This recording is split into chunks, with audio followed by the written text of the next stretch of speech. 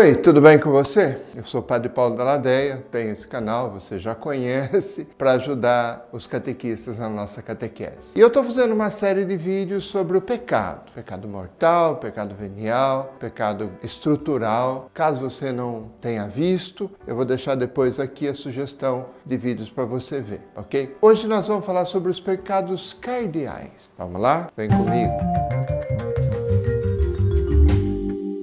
Então, quando a gente fala de pecados cardeais, eu gosto de usar uma terminologia dizendo que são pecados grávidos, vamos dizer assim, né? São pecados que geram outros pecados. Agora, não estão na Bíblia, tá bom? Nós temos, a partir da Idade Média, nós temos o pessoal falando de pecados cardeais, ou seja, cardeal vem de cardo, que era o nome antigo da dobradiça da porta. Então, vamos dizer assim, quando você tem uma dobradiça, você vai abrir a porta, ela gira em torno daquela dobradiça. Então, vamos dizer assim, se compilou, na reflexão teológica, se compilou esse tipo de pecado. Eu gosto, por exemplo, de citar, fora da tradição cristã, por exemplo, existe um provérbio árabe que diz assim, que a tristeza é a mãe de todos os pecados. Acho que é bastante interessante. É assim, quer dizer, a depressão, a tristeza, quando você está muito triste, muito decepcionado, muito desesperado, você acaba fazendo muita bobagem, acaba machucando muita gente, acaba fazendo muito pecado na sua vida e na vida dos outros. Então, é mais ou menos esse o sentido. O Leandro Carnal tem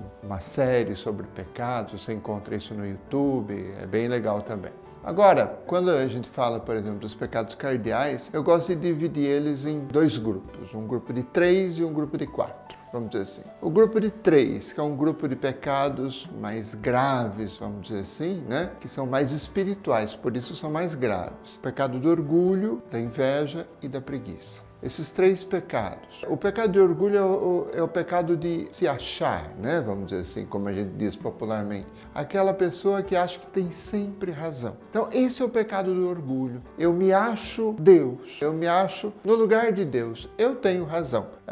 Eu tenho uma sobrinha que diz assim, fulano é professor de Deus, né? Ele dá aula até para Deus. Esse é o pecado do orgulho, né? De se achar, de achar muito grande, muito bonito, muito inteligente, muito. O outro pecado da inveja, que o Karnal chega a dizer assim, que é um pecado um pouco envergonhado, porque ninguém admite que tem inveja. Todo mundo acha que é invejado, mas ninguém admite que tem inveja do outro. É o pecado do ser. Eu quero ser como o outro. Não é que eu quero possuir, isso é outra coisa. Às vezes o outro tem muito menos do que eu, mas eu quero ser como ele, quero ser feliz como ele, eu quero ter sucesso como ele, eu quero ser vitorioso como ele. Isso é o pecado do ser, a inveja. A inveja, o pessoal diz, eu tenho inveja branca. Não existe inveja branca, né? Existe inveja, eu tenho inveja, é isso. Existem invejas mais graves, menos graves, mas é inveja de qualquer jeito. E tem a preguiça, que é o pecado do fazer. Eu não quero fazer, eu não quero realizar, eu acho que dá trabalho. Então, o orgulho é o pecado do pensar, a inveja é o pecado do ser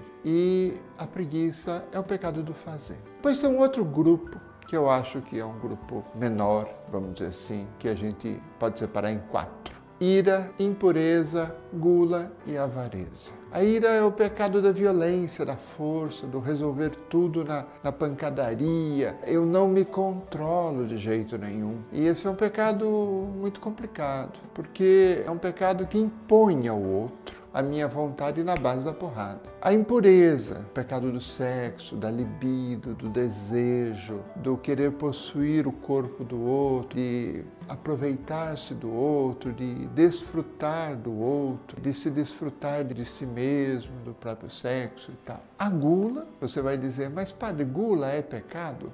Meu irmão, por que as pessoas têm Alzheimer, diabetes, tantas doenças que são do comer demais, que são do querer comer muito mais do que se pode? Então, na verdade, a gula. Mas não é só a gula da comida, existe também a gula do saber. Eu quero estudar, eu quero comprar muitos livros, eu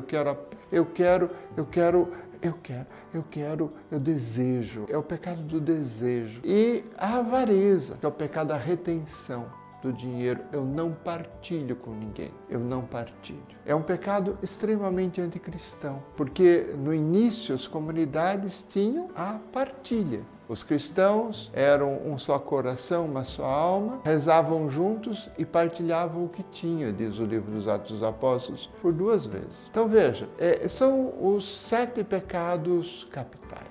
E a gente poderia colocar a tristeza como um 8º pecado na tradição árabe. Por que 7? Porque 7 é o número da fartura.